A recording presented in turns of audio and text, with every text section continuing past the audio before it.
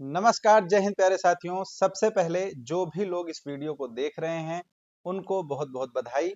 और जिनकी सरकारी नौकरी है, उनको डबल बधाई। जो तैयारी कर रहे हैं, उनको ट्रिपल बधाई। और इन सारी बधाइयों का रीज़न मैं आपको अभी बताऊँगा।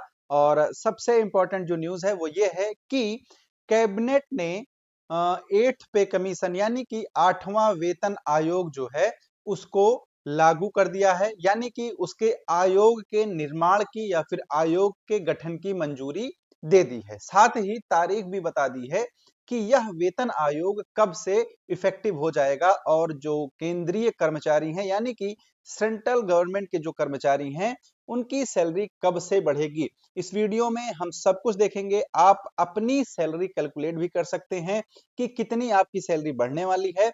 तो वीडियो को पूरा लास्ट तक देखिएगा और सब्सक्राइब कर लीजिए अभी से। तो चलिए शुरू करते हैं आज का वीडियो। और शाम को लगभग 4-5 बजे ये न्यूज़ बहुत ही तेजी से वायरल होना शुरू हो गई थी कि जो 8th पे कमीशन है यानी कि 8वां वेतन आयोग है, उसको कैबिनेट ने मंजूरी दे दी है। और मोदी जी के बिहाफ पे अश्विनी वैष्णव ने ये घोषणा की और उसके बाद से ये न्यूज़ पूरी जगह सर्कुलेट होने लगी। तो अब बात करेंगे इस पे। तो यहाँ पर 8वें वेतन आयोग के गठन को मंजूरी दे दी गई है। किसके द्वारा? कैबिनेट के द्वारा। केंद्र सरकार ने क्या किया है? गठन को मंजूरी दे दिया है। और जो इसकी सिफारिशें हैं यानी कि आपकी सैलरी बढ़ेगी कब से, जिसका आप वेट कर रहे हैं, तो वो बढ़ेगी 1 जनवरी 2026। यानी कि इसके जो सिफारिशें होंगी वो 1 जनवरी 2026 से लागू हो जाएंगी। तो अभी क्या है? अभी 7th पे कमीशन चल रहा है, 7वां वेतन आयोग चल रहा है। 2016 में इसका गठन हुआ था और 2026 में ये समाप्त हो जाएगा। मोटा-मोटा क्या होता है कि एक जो वेतन आयोग होता है वो 10 साल के लिए होता है। 10 वर्ष के लिए इसकी सिफारिशें चलती हैं। मैं आपको लास्ट में बताऊंगा कि ऐसा क्यों होता है हर 10 साल पे। ठीक है। उसके बाद अगर आप जाने तो जो 8वां वेतन आयोग है, 8th पे कमीशन है, इससे लगभग लगभग 1 करोड़ लोगों को फायदा होगा। इसमें कुछ लोग जो वर्तमान में कर्मचारी हैं, उनके वेतन में इजाफा होने वाला है और जो काम कर चुके हैं, उनकी पेंशन में इजाफा जो है वो होने वाला है। यानी कि जब आप रिटायर होंगे तो ये कमीशन आपके पेंशन पर भी इफेक्टिव होगा। ठीक। अब यहाँ पर हर 10 साल में इसको एक बार वेतन आयोग है वो बनाया जाता है और उसकी सिफारिशें लागू की जाती हैं। तो इसकी वजह से 1 जनवरी 2026 से जो 8वां वेतन आयोग बनाया जाएगा, इसकी सिफारिशों को लागू कर दिया जाएगा। और इसमें क्या होगा? जो बेसिक पे होता है, कर्मचारियों का जो बेसिक पे होता है, उसमें वृद्धि की जाती है। क्लियर? तो यहाँ पर अगर आप देखें तो क्या फर्क पड़ेगा आपकी सैलरी पर? तो जो न्यूनतम वेतन है, देखिए वो क्या हो जाएगा? 34,560। यानी कि जो एक तरह से 17,000 न्यूनतम वेतन था अभी तक, जो लेवल 1 होता है। ठीक है। क्या होता है? लेवल 1। आपको सबको पता है कि केंद्र में 18 लेवल तक की नौकरियां होती हैं। 18वां लेवल किसका हो जाता है? जो कैबिनेट सेक्रेटरी या फिर सचिव वगैरह होते हैं, उनकी।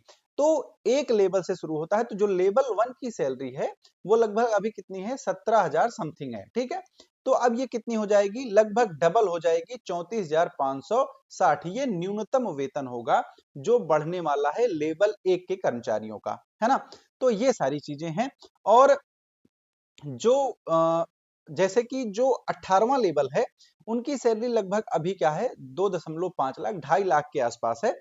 इनकी सैलरी बढ़कर होने वाली है 4.8 लाख के आसपास, यानी कि डबल से थोड़ा सा ज्यादा।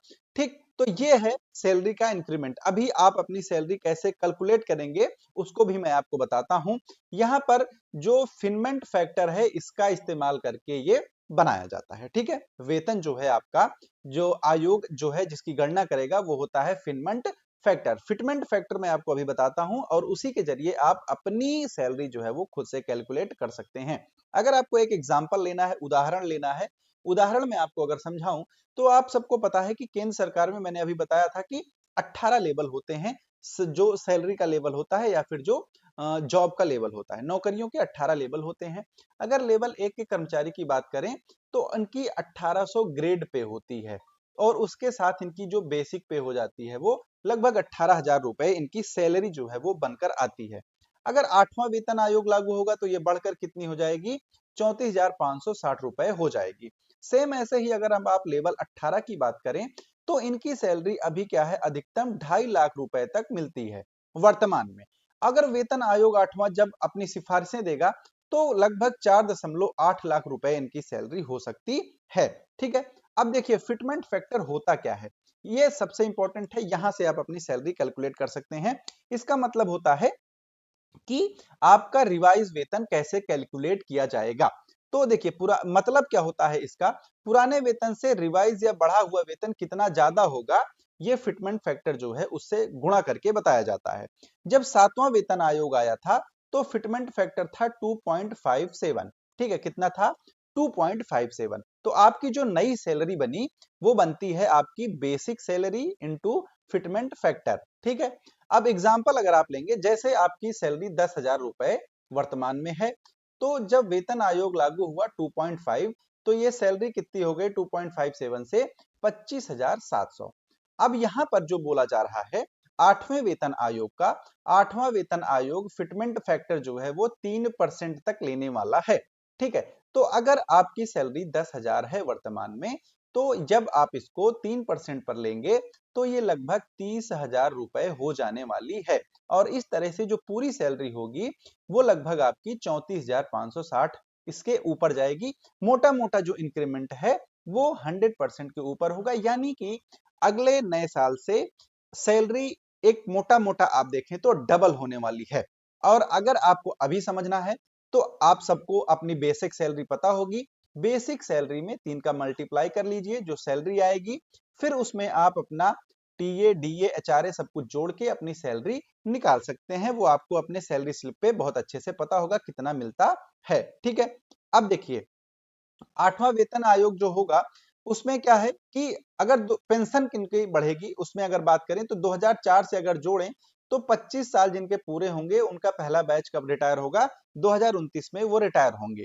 तो जो वो रिटायर होंगे उनके हिसाब से जब सैलरी, अगर आप लेवल 1 की बात कर रहे हैं हम यहाँ पर, ठीक है, एज ए एग्जांपल लेवल 1, तो 34,560 रुपए उनकी क्या है सैलरी है।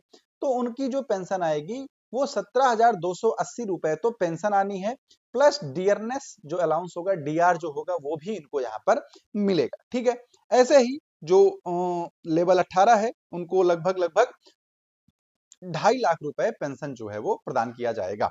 ठीक है, अब यहाँ पर अगर आप बात करें कि वेतन आयोग आता क्यों है, तो सबसे पहले क्या है कि आप सबको पता है कि महंगाई जो है वो लगातार बढ़ती जाती है और जो सैलरी होती है हर साल एक डियरनेस अलाउंस जो है वो मिलता है।